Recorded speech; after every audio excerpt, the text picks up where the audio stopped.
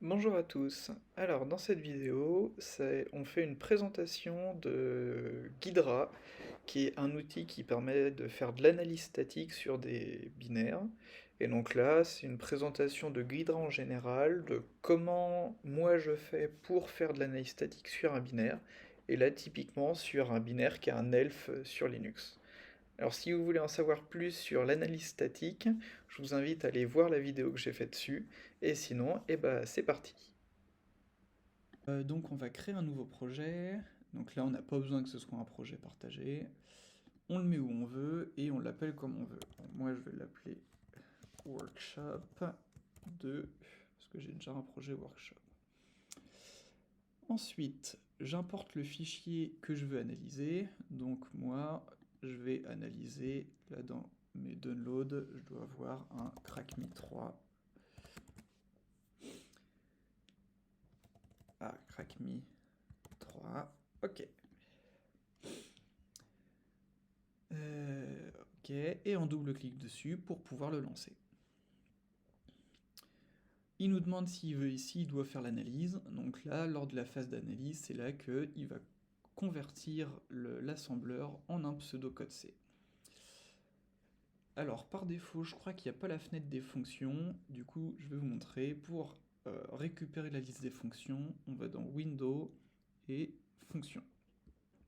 Et donc là, on a la liste de toutes les fonctions que Ghidra a réussi à trouver dans notre binaire. Et on voit qu'il y a certaines fonctions dont il n'a pas réussi à trouver le nom. Et donc ça, typiquement, ça ressemble à un binaire qui a été strippé. Parce que sinon, s'il n'avait pas été strippé, on aurait le nom des fonctions. Du coup, pour pouvoir reverse un binaire comme ça, il va falloir essayer de retrouver où est-ce qu'est le main. Et pour ça, c'est assez simple. On va sur l'entry point, et le main se trouve en premier argument de l'ellipse start main. Donc là, le premier argument, c'est ici. Donc là, ça, c'est notre main. Donc si je double-clique dessus, je tombe dessus et c'est le main. Comme on sait que c'est le main, on peut le renommer main.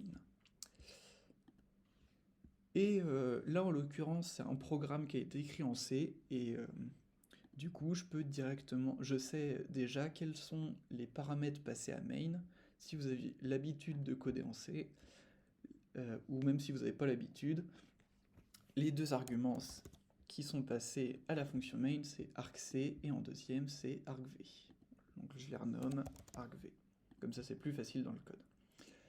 Et argv, on voit que Ghidra, il n'a pas réussi à trouver le type tout seul. Du coup, comme nous, on connaît le type de argv, on peut le forcer, on peut lui dire quel est le type. Et donc là, en l'occurrence, dans un programme C, c'est un tableau de chaîne de caractères. Donc un char étoile étoile. Hop. Ok, du coup là ça va être un peu plus simple à reverse. Donc si on regarde ce qui se passe, la première chose c'est qu'il vérifie si le nombre d'arguments passés au programme est inférieur à 2. Si c'est le cas, il nous dit qu'il n'est pas content et qu'il fallait lui donner un fichier, et il exit. Donc on sait qu'il faut lui donner un argument, et même on nous précise que là c'est un fichier qu'il faut donner. Si on lui a donné un argument, il va essayer de l'ouvrir, donc il fera fopen avec le premier argument. S'il n'a pas réussi à l'ouvrir, il nous dit qu'il n'est pas content et il part. Donc là, on sait que ça va être le file descriptor de notre fichier, donc on peut le renommer file fd. Hop. Ensuite, on fait un fseek 02, donc ça, je vous invite à aller voir dans la doc ce que ça fait. Mais du coup, c'est juste qu'on va se placer à la fin du fichier, et ensuite on fait un ftel. Ftel, ça va nous donner le nombre d'octets depuis le début du fichier. Donc comme on s'est mis à la fin, le nombre d'octets depuis le début du fichier, c'est le nombre d'octets total qu'il y a dans le fichier. Donc là, lvar3, c'est la taille de notre fichier. Donc pareil, on peut le renommer file len. Et ensuite, on refait un fseek, mais cette fois-ci en 00, et donc là, ça veut dire qu'on repart au début du fichier. Ensuite, on fait un petit check et on vérifie la taille de notre fichier. Si la taille, elle n'est pas égale à ça, eh ben, il n'est pas content et on part. Donc là, on a déjà une information, on sait que le fichier qu'on lui donne, il doit être de cette taille-là. Donc si on continue maintenant, on se retrouve dans une boucle, et là, si on regarde un peu, on a une variable qui est initialisée avant la boucle, et qui est incrémentée à chaque tour de boucle. Donc ça, typiquement, c'est un compteur.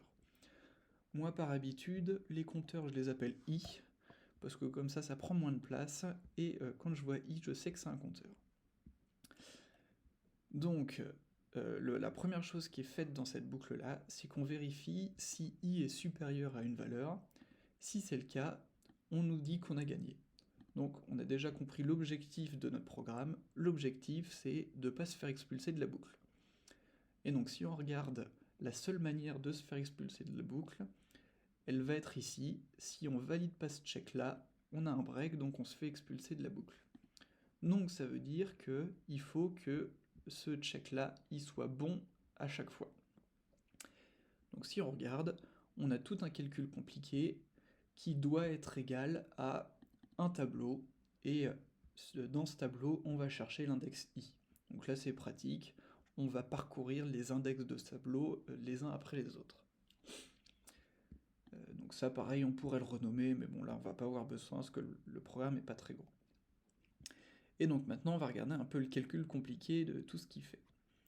Donc d'abord, on prend cette variable-là, et cette variable-là, c'est getC de notre fichier. Donc là, c'est typiquement, on récupère un octet de notre fichier, donc pareil, on peut le renommer octet from file, et donc ça, on sait que c'est nous qui contrôlons le fichier, donc on contrôle cette variable-là.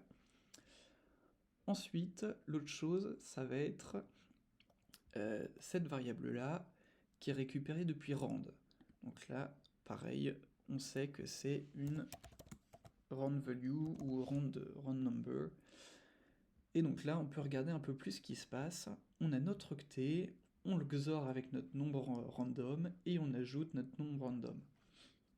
Donc là, on se rend compte que si on arrive à trouver quelle est la valeur de nombre random, on peut calculer toutes les entrées qu'il nous faut pour valider le check à chaque fois. Et du coup, là, ce qui est intéressant, c'est que on va pouvoir savoir prédire quelles sont les sorties de rand. Parce que du coup, rand, ça nous donne un nombre aléatoire qui est généré par un générateur pseudo-aléatoire, sauf que ce générateur pseudo-aléatoire, il a besoin d'être initialisé quelque part.